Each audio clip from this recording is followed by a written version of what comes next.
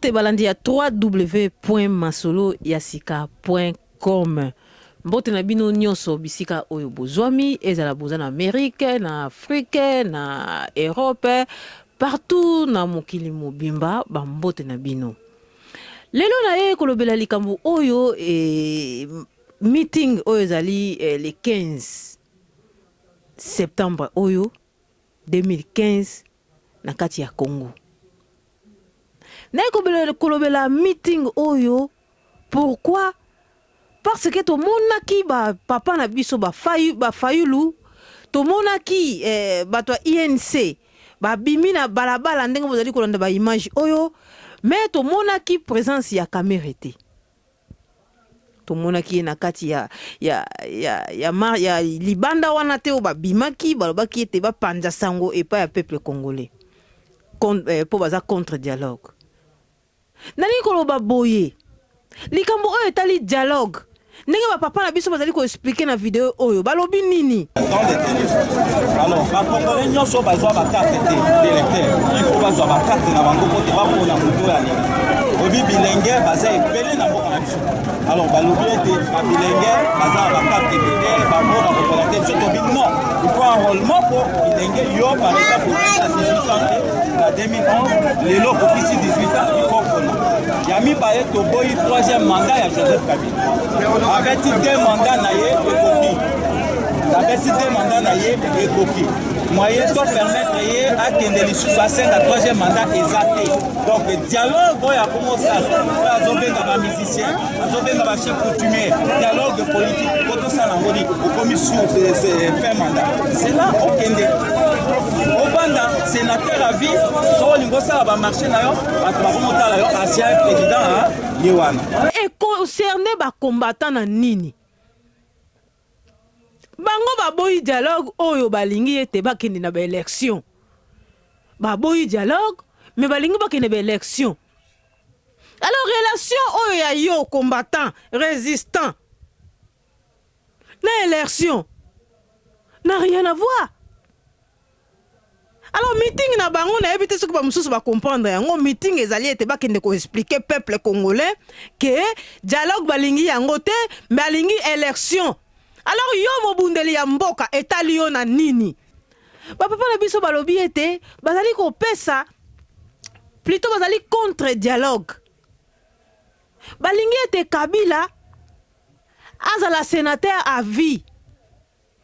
Kabila avanda bazwa mutu mususu ba remplacer na place na ye a diriger Congo. Na yango balobi ete tozali ko sangana le 15 pour nini to expliquer peuple congolais que to okene na dialogue te selon la constitution ndenge lobby président soka beti mandat na ye mi balé et senge na ye akende Kabila sali 3 mandats ya mi balé ndeza reconnu akoki ko beta ya misa tout yango wana esenge na Kabila akende kokende bango bazo kende te Kabila bima na Congo mais ali était avant na na kati ya Congo ba kopesa ya sécurité a comme sénateur à vie c'est-à-dire avant na kati ya Congo nenga na sila ki ko sala vidéo nanga oyo sili koleka na lobi était sénateur à vie akovanda na kati ya Sénat anobanda ko approuver ba loi ye akobanda ko ye Kabila en tant que à cause de la parmi ba sénateur c'est-à-dire ba kobanda ko approuver ba loi oyo ezali ete soki parlement et sali loi et kokoma kuna na Sénat il faut ba approuver yango et po ebima. Alors Kabila azali un Rwandais o azana kati ya Congo to moni pe nani Kengo Adondo ye paza ba Rwandais. Alors baza ba Rwandais tam susu kutu ba misusu baza biso to ba kombote na kati ya Sénat wana. Alors bakobanda toujours refuser ba loi oyo e Rwanda kozala signer na président ya sika. Tango bango bakonda ko boya sadi mboka ekozala toujours kaka kotambola ya koboate. Na tango wana na uta ko na video na ngai soki président o akoti aboyi makambo wana nyonso tu abandi azali kozala ko signer ba loi moko bango bazali ko mona flou eloko nini ekoya bakozwa président na babomi. Na tango wana soki babomi président Kabila lokola uta ide kozala président ekozala kaka ye mutu bakopona po azongela ki présidence na ye. tango ya kozongela ki présidence na ye bandeko na nga makambo netu ya kala eza elimwe ekomi constitution ekomi kotangama na parti ya jour wana mbala ya liboso ti akoya kobeta deuxième misusu mandat na tango wana Kabila akomi roi Mobutu kutu sima bandeko na nga tango toza koloba likambo oyo ya Congo ezali te toza kosala maseki tolongola koyina tolongola o nga na lingaka parti la belle te o nga na lingaka fiyo te toko na moni ye tolongola makambo wana na kotikalaka koya na ndako na yo te yo kotikalaka koya na ndako na ngai te ala tokotikalaka mpe kozala ba ami te mais tozali kobundela nde mboka na biso Congo soki toye na komba na bitumba toye te po tosala bakikamarade toye te po tosala bamoziki s'il vous plaît toye te po totambusa peuple congolais na ignorance non toye po totalisa vérité oyo bapapa na biso baopposant oyo toza komona na Congo oyo bazali kosala te bazali kobomba alors tango bitumba oyo bato ebele bazali kobundisa yango même na butu même na molimo même na nzoto ezali na vérité te toko échouer na nyonso oyo tozali kosala le 28 oyo uti koleka bakundaki politique ya papa Tshisekedi bakombata balobi ete non papa abandi kokosa biso mikolo safe mikolo leki ebele yango ya mbala oyo esili politique na ye mutuna ona tunaki yango pepe bakombatant soki bokolanda ba image oyo ezali koleka balobi nini bandeko bakombata balobi ete tokundi IDPS pe tolingi kutu koyoka lisusu makambo ya politiki soit ya baopposant awa te biso moko tomizwi en charge nalobaki ete kamere na ba image oyo esilaki koleka oyo Fayulu azalaki kamera azalaki te mais botala ba image oyo kamere aza koprepare pour la meeting ya le 15 oyo bino bozali kotinda batu babima na libanda kamera azali na kati po apse a préparer meeting oyo ya le 15 pour na soutenir Kabila atikala na mboka avanda na ye et pourtant bino ba combattant boya na posa ete Kabila abima ye na armée na ye na makambu na ye nyonso to ya na ngona kati ya Congo azonga na Rwanda to pe bakanga ye alors le opposant oyo bozali komona nani akokanga Kabila azali te peuple congolais tozwa mboka na biso en charge na masekite bato toza kobenga ba opposant bazali bato moko bazali komema peuple na libulu makambu oyo kolakisaka bato na ba image bazali komona ya kolakisaka peuple tadi bitumba oyo ya kamera eza nango kaka ya kolakisaka population oyo azali na yango apona sima akei baleisi mbongo pona population esili nango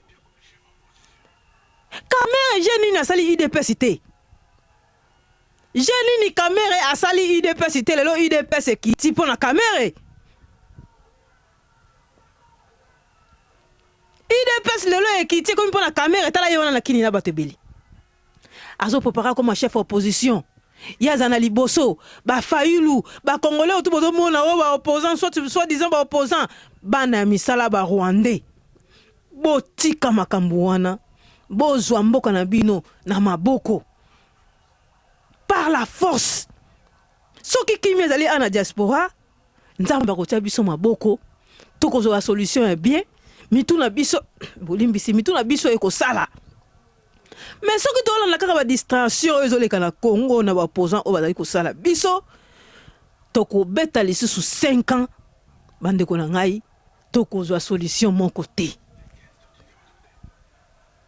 les 15 bino moko moni bato babimi eza nango pona intérêt ya yote ya ngai te etali diaspora te o azali résistant naza koloba bien soko moni kozana aventurier c'est bon mais soko ozama un vrai résistant congolais combattant o aza kobunda contre l'occupation ya mboka na biso makambu oyo eza ba aventure tolanda yango te tala ndenge ba séduit peuple congolais ba séduit ko peuple congolais azali aveuglé musala na bango bakanisi opposition ekoma miziki, opposition ekoma na yango polémique, opposition ekoma na yango église. Tala bato ebele ndenge basopani mais na mutu na bango eloko moko te, na mutu na bango bazotala kaka Kamere 2016. C'est-à-dire Kamere azo préparé 2016. Alors Kabila lelo longue bazwi Kamere batie musala nini bino bosali. Toyeba eloko nini tozali ko bunda. Pona nini tozali ko bunda. Toza ko bunda po mama na biso Congo azali na maladie. Tozali ko bunda po Congo ezwami na maboko ya bapaya. Tozali ko bunda po ete Congo etondisami na ba viol, Congo etondisami na assassinat, Congo etondisami droit de l'homme ezali te, Congo etondisami na makambo ya mabe. Toboyi te partout en Afrique banzala ezali ezaka na Congo te. Partout en Afrique mabe ezali ezaka na Congo te. Mais toboyi les gens oyo bakoya ko imposer biso oyo biso tozala ngo posa te. Toboyi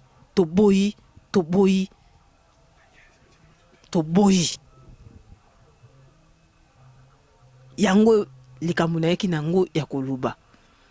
Soki omoni kolinga pati la belle te, moi je m'en fous. Naza ko s'en fouter pour na yebi ete Congolais ndenge tokola, Congolais ndenge tozalaka, tolinganaka te. Congolais ndenge tozalaka, toza batu moko toyedaka batu te. Alors yo ozo yinanga isoko moni ke osalisa mutu. Topo oleisa mutu. Topo pesa ndako continue kaka koyinanga. Mais ba ke koyinanga ozo yinanga Congo pe eza kokende.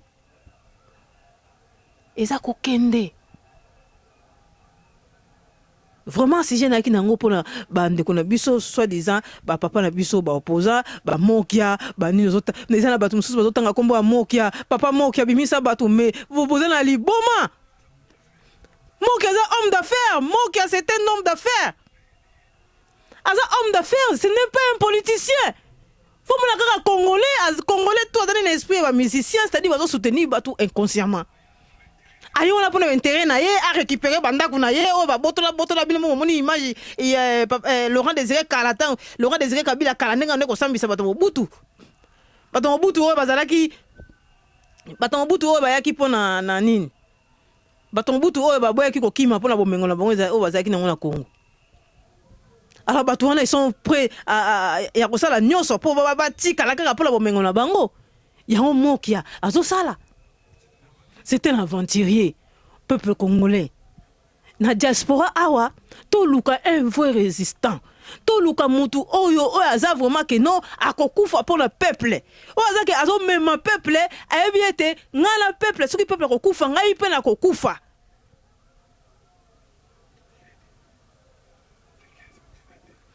Yango na lobi o aza vrai combattant. Vrai résistant o atala kama mouvement ya Congo na bosolo na vérité vraiment ko participer na ba opposant o ya biso ya Congo ezali kindoki akende ko na pesi consigne moko te o akopesa consigne na ye wane ko tala kaka choix na ye pour mutu na liberté na ye ya koloba o ya lingi. Mais ma parole naza ko s'adresser na ba vrai combattant résistant to reculer lisusu te. Tokende liboso botika kolanda loyenge bato yo ba opposant ba kotika kosala eloko moko te.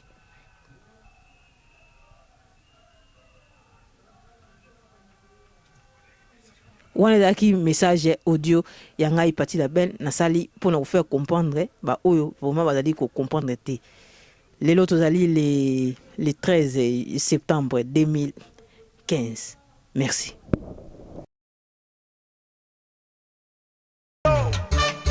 This is a new tune for the new generation. Hear that? Semblino. Oh, mais comment il sonne? Musique à Sika, bon, faut la mise pour la nouvelle génération.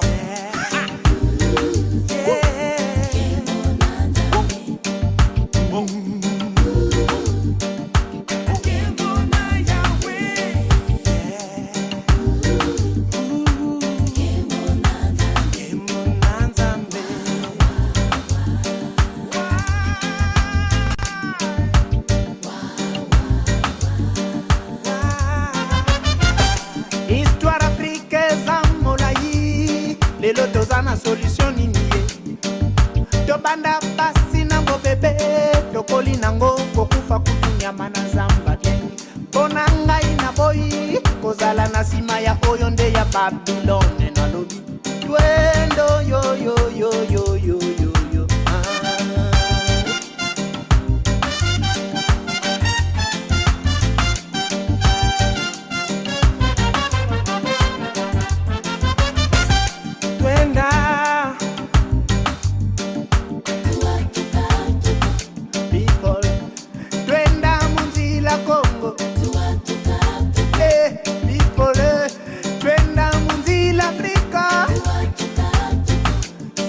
Kimbangu ya ninde prophet Afrika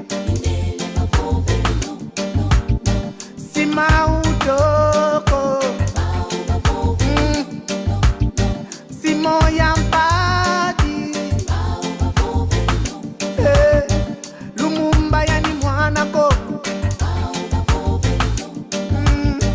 Mandela ku South Africa Mama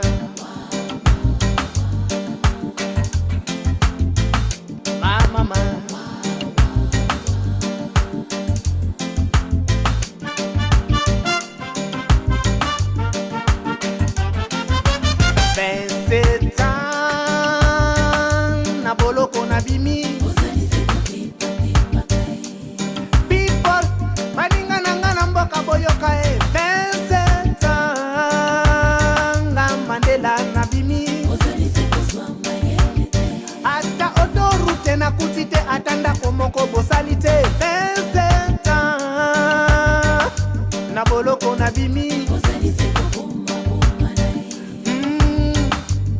yeah 27 ans nga Mandela na lubwaku cravate suka na momololo 27 ans na boloko na bimi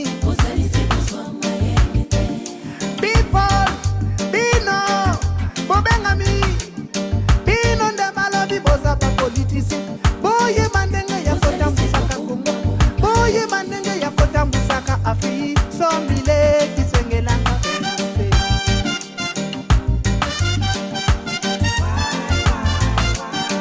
mapamboli balobe kuyaka na moto oyo ezali evandisaka bien yo zwi cravate tiena kingo ndeko zu responsabilité ya nzoto na yo peuple eza kokufa bato baza kokufa oyo baingénieur batondi na mboka bazosala te oyo bato batondi na mboka avant osala kozala receveur de chauffeur et tous les mano na kati ya bageto réponse na bino bopesinga nini message ekomi